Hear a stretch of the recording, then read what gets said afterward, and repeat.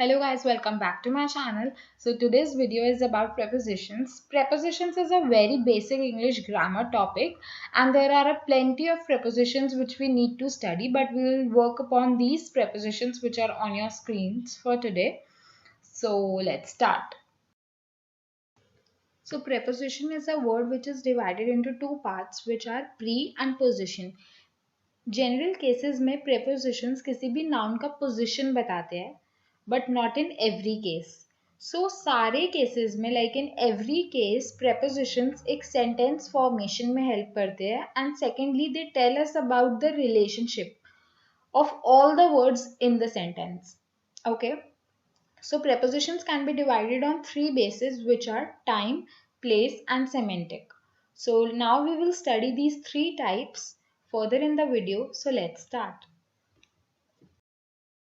Okay, so the first set of prepositions is in, on, at. तो अब हम पहले इनको प्लेस यानी जगहों के हिसाब से देखेंगे. ओके, इन हम तब यूज करते हैं जब हम फाइनल डेस्टिनेशन की बात करते हैं, मतलब इसके आगे उस जगह में कोई एक्सटेंशन नहीं है. जैसे वी लिव्ड इन मुंबई, हम मुंबई में रहते थे, तो that is it. Mumbai is the final destination. ठीक है. नाउ ऑन हम तब यूज करते हैं जब कोई जगह एज अ बेस हो या फिर एज अ सरफेस हो. ठीक है. जैसे Varanasi is on the Ganga river. इसमें जो गंगा रिवर है वो बेस लेवल पे है. ठीक है. तो इसलिए will use on before it. इसका मतलब है वाराणसी गंगा नदी के ऊपर है. Okay, moving forward. एट तब यूज होता है जब कोई जगह बस एक पॉइंट ऑफ जर्नी होती है और वो फाइनल डेस्टिनेशन नहीं होती. ठीक है. जैसे we stopped at Dubai before landing in USA. अब इसमें दुबई के आगे एट इसलिए आया बिकॉज वो बस एक पॉइंट ऑफ जर्नी था. हम वहां पर एक्चुअली गए नहीं, बस एक रुके हमारी पूरी जर्नी में. और यूएसए के आगे इन इसलिए आया बिकॉज यूएसए हमारी फाइनल डेस्टिनेशन थी, हमें यूएसए ही जाना था. Am I clear? Okay, so now we will discuss in, on, at on the basis of time, मतलब समय. ओके, सो इन हम तब यूज करते हैं जब या तो हम मंथ्स या फिर ईयर्स या फिर सीजन्स की बात कर रहे हैं. दैट इज महीनों की, सालों की या मौसम की बात कर रहे हैं. जैसे आई वॉज बॉर्न इन जनवरी 2000. ठीक है. Next sentence is I last met him in summers. Okay, moving forward. On हम दो ही तरीकों से यूज करते हैं, या तो जब हम डेज बता रहे हैं या फिर जब हम कोई डेट मेंशन कर रहे हैं. ठीक है. जैसे I will clean my cupboard on Sunday या फिर my birthday is on 1 January. Okay, next is at हम हॉलीडेज को मेंशन करने में या फिर टाइम बताने के लिए यूज करते हैं. जैसे we visit our friends at Diwali या फिर the class will begin at 9 AM. Okay, so this combination is very basic. The combination is before, after, between and behind. Okay, so firstly we'll talk about before, after, between. So let's start. Before मतलब पहले. जैसे अगर हम image को consider करें तो red dot blank से पहले है, तो we will say the dot is before the blank. Similarly after मतलब बाद में, तो we will say the dot is after the blank. Okay, between मतलब बीच में, तो we will say the dot is between the blanks. Okay, और behind मतलब पीछे, तो जैसे sentence becomes the mouse is behind the box. Okay, so now let's talk about between and among. ये बिटवीन और अमंग दोनों ही वर्ड्स कंपैरिजंस के लिए यूज होते हैं. तो जब हम दो लोगों के बीच या दो चीजों के बीच में कंपैरिजन करते हैं तो हम बिटवीन यूज करते हैं.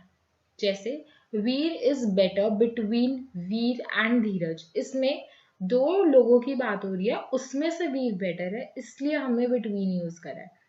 Now the second thing is among.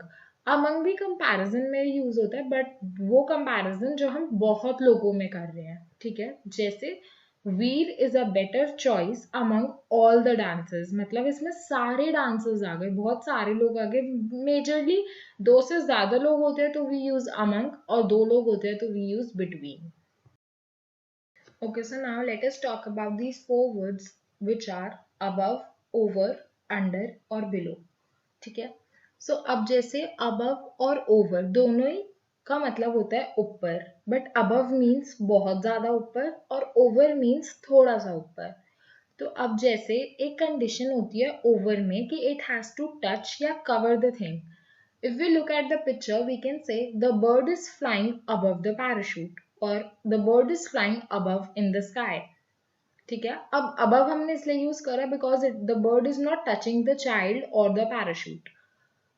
Second sentence has to be the parachute is over the child's head. अब we use over here because the parachute is covering the head of the child. So that is why we use over. Similarly below और under का भी यही मतलब होता है but downwards. जैसे under means नीचे और बिलो मीन्स बहुत ज्यादा नीचे। तो under may be can touch also, can not touch also. So looking at the picture the sentence becomes mouse is under the child because it is directly below. Okay, and the fourth sentence becomes the cow is below the parachute. Below हमने इसलिए use करा because वो काफी ज्यादा below है, मतलब काफी ज्यादा नीचे। It is not touching the bird और द पैराशूट और द चाइल्ड और द माउस।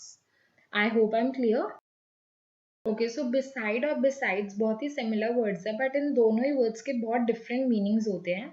जैसे बिसाइड का मतलब होता है साइड में। तो अब जैसे अगर हम फोटो में देखें तो we can say elephant is standing beside the monkey, मतलब एलिफेंट जो है वो मंकी के साइड में खड़ा है।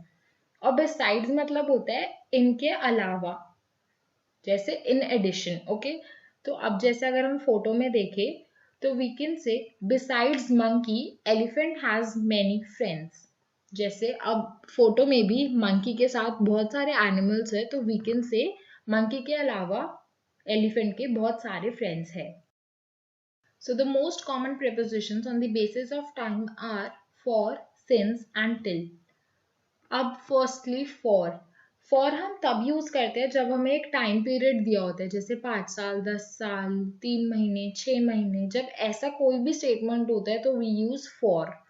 जैसे the sentence has to be I have known him for 5 years, मतलब मैं उसे 5 सालों से जानता हूँ।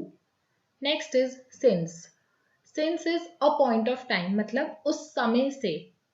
तो the sentence becomes I have known him since 2005, मतलब मैं उसे 2005 से जानता हूँ।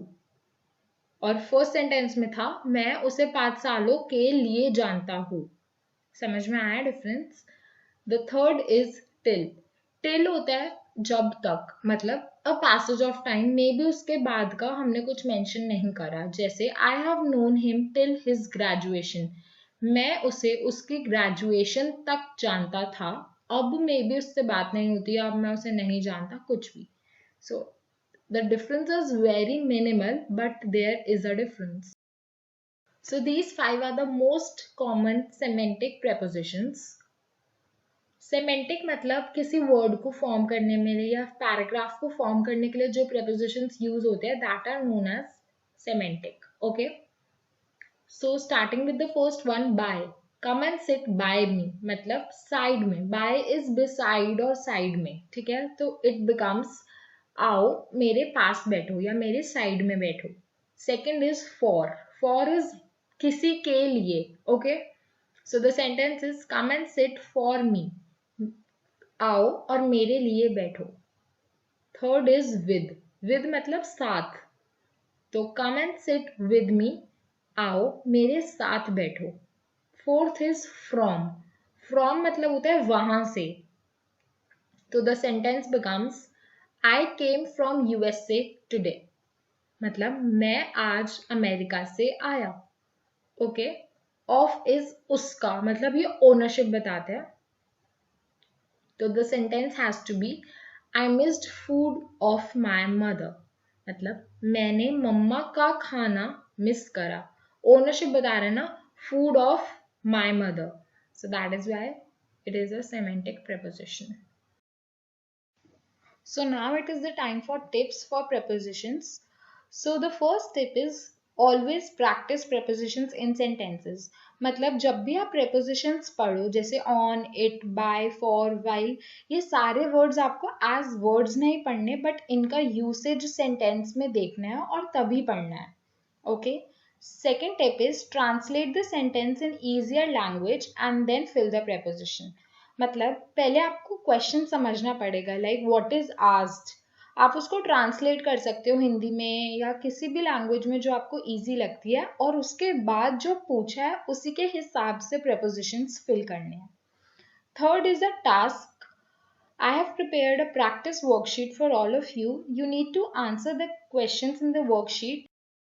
So this is the practice worksheet, guys. I've prepared this very teeny tiny task with only 5 sentences. So please complete this worksheet and answer the questions in the comment section below so that I can cross check them. So that's it for the video. I hope you guys are clear with the chapter. Don't forget to subscribe to the channel. Thank you.